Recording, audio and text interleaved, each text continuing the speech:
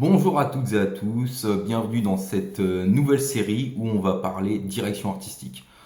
Alors, dans ce premier épisode, on va évoquer un peu qu'est-ce que la direction artistique et ensuite, dans les autres vidéos, il y en aura 8 au total, on va parler un peu de, à chaque fois, les morceaux de cette direction artistique, tout ce qui va composer cette direction artistique, on va l'évoquer dans les prochaines vidéos. Donc là, tout d'abord, la direction artistique, qu'est-ce que c'est? C'est d'abord ce qui va nous permettre de maintenir une cohérence graphique. Une direction artistique, ça va nous permettre, par exemple, de connaître toutes les couleurs qui vont être utilisées dans l'ensemble des documents d'une marque, par exemple. Donc ça va être déjà d'abord aussi d'analyser cette marque, de savoir ce qu'elle fait exactement, pour à qui on s'adresse. Donc par exemple, si vous voulez créer la direction artistique d'une marque de BTP par exemple, ça va être évidemment différent de si vous en créez une pour un studio graphique par exemple. Là évidemment ça va être bien différent. Donc il y a aussi une cible pour cibler les acheteurs. On va utiliser bien évidemment des couleurs qui vont être différentes suivant les marques. On va utiliser des polices qui seront différentes suivant les marques.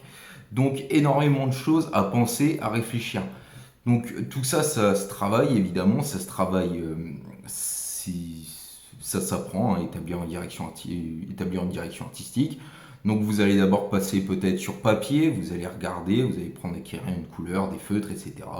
Vous allez voir, vous allez faire des essais, vous allez d'abord aussi passer par ce qu'on appelle un mood board, des planches tendances, avoir une tendance graphique et autour d'un projet. Autour d'un projet, vous allez créer un mood board et vous allez voir un petit peu ce qui ressort de votre projet. C'est les couleurs qui ressortent, les objets qui ressortent. Vous allez mettre sur votre mood board des images différentes, des couleurs différentes et voir un petit peu ce qui ressort. Et là, à partir de ça, ce qui est en rapport avec votre marque, vous allez pouvoir établir tout un ensemble de directions artistiques, donc que ça soit au niveau de la colorimétrie, que ça soit au niveau typographique, que ça soit au niveau des tendances d'image, que ça soit au contraire par exemple toutes les couleurs que vous n'utiliserez pas, sur quel support vous les utiliserez aussi. Donc ça évidemment c'est tout ce qu'il faut, vous savez, tout ce qu'il faut savoir, tout ce qu'il faut établir dans la direction artistique. Donc par exemple, quels sont aussi les formats de documents que vous allez utiliser, quels sont les types de documents que vous allez utiliser, quel type de communication vous allez établir.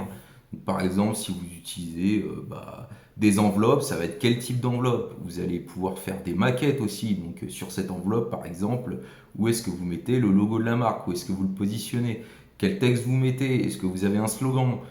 Voilà, tout ça, évidemment, il va falloir le réfléchir et il va falloir aussi passer par une étude de la marque. Donc tout ça, ça va être au fur et à mesure, bien évidemment, de cette série. On va voir un petit peu tout ça.